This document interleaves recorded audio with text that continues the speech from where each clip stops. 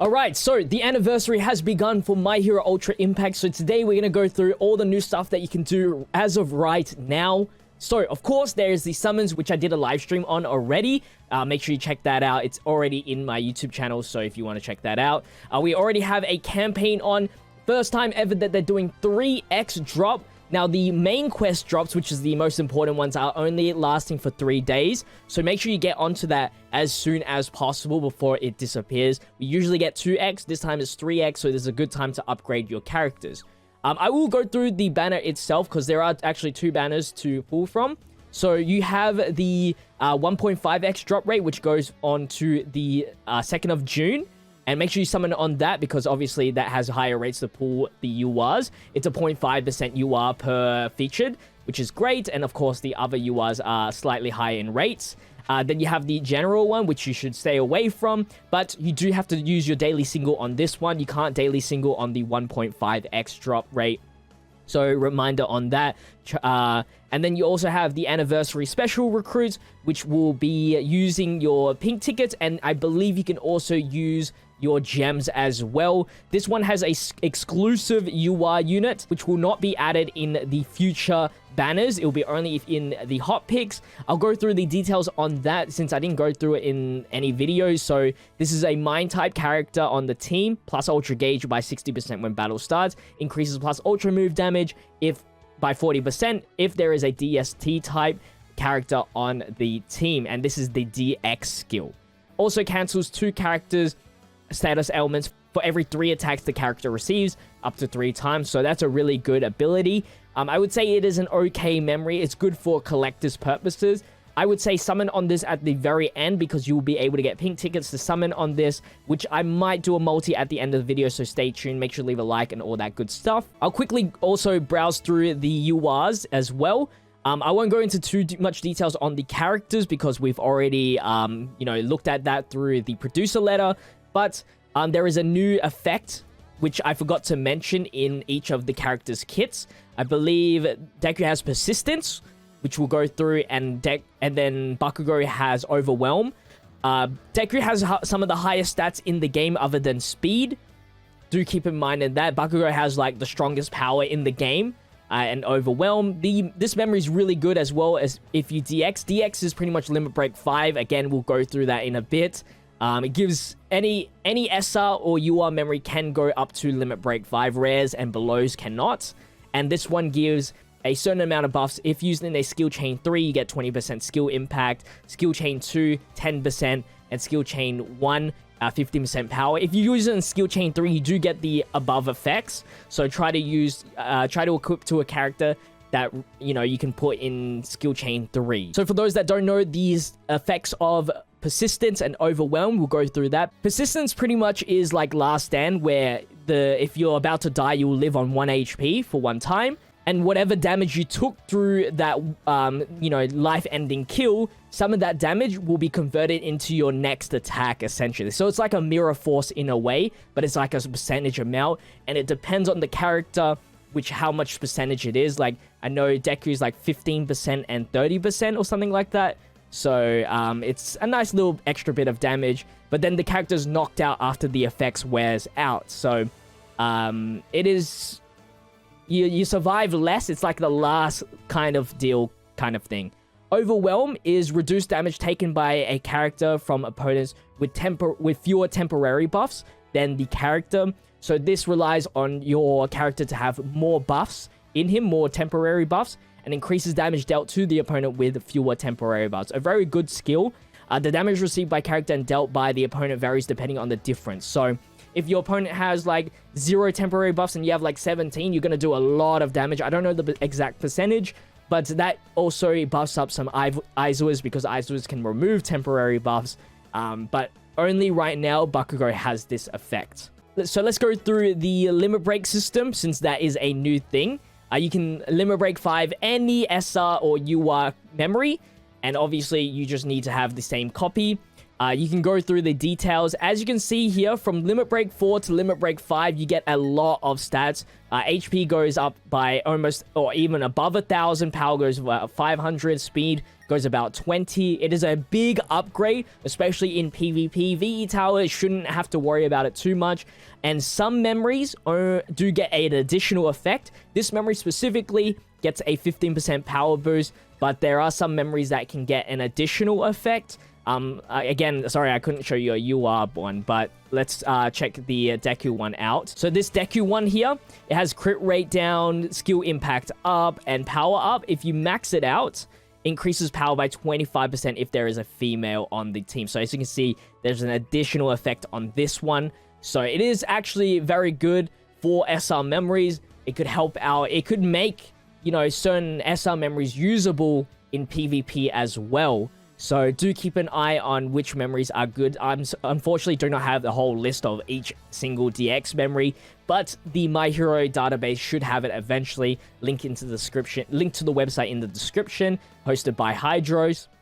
Not only that, there are some new EX functions. So there is a new rarity for EXs, and you can see the list here.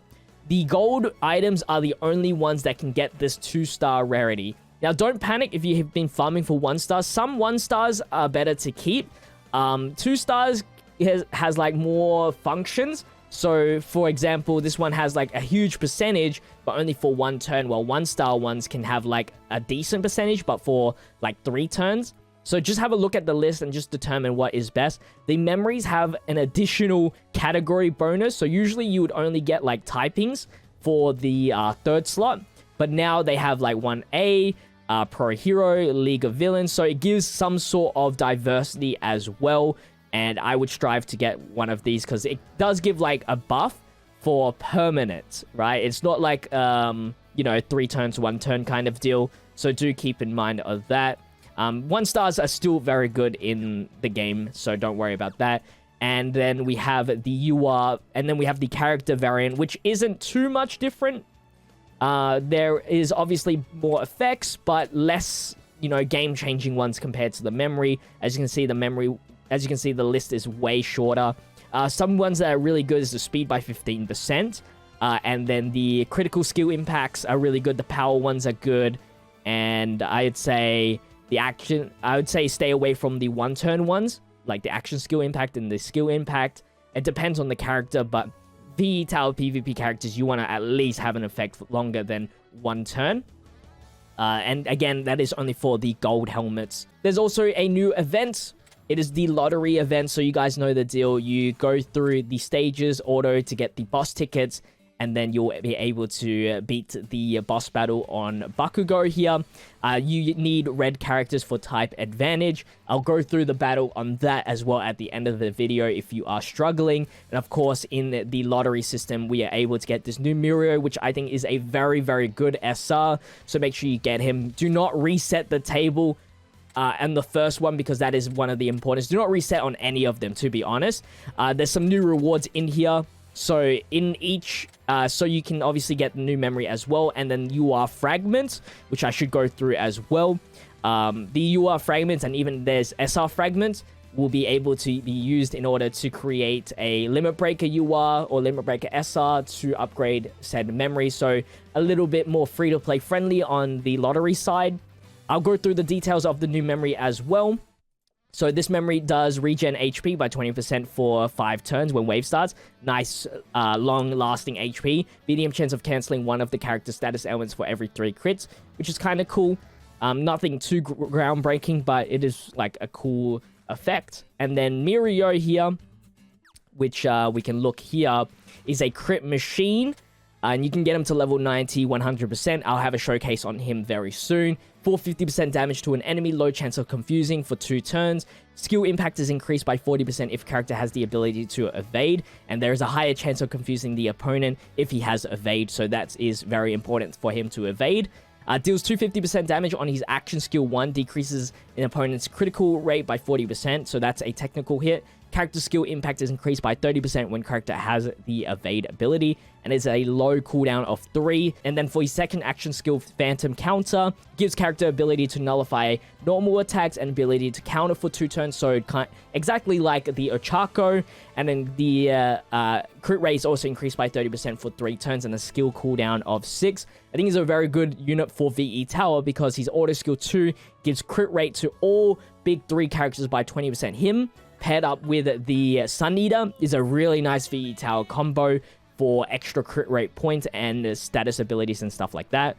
His action skill 1 gives the character to evade 1 time every 3 critical hits, so max out his criticals so that he can get as many evades, and then also increases characters plus ultra gauge by 25% for every 3 non-critical hits they receive. Very similar to the Bakugo auto skill as well.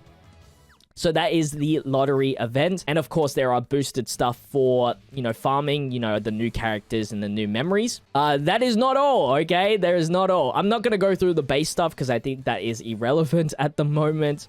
I do want to show you guys the Limitbreaker Shard. So I do have enough for SR ones, not enough for the UR ones. I don't know how many exactly you need for the UR ones. But for the SR ones, you need 20. I'd assume URs is 10 because you get way less. You can get those from the event, the current event that we have right now.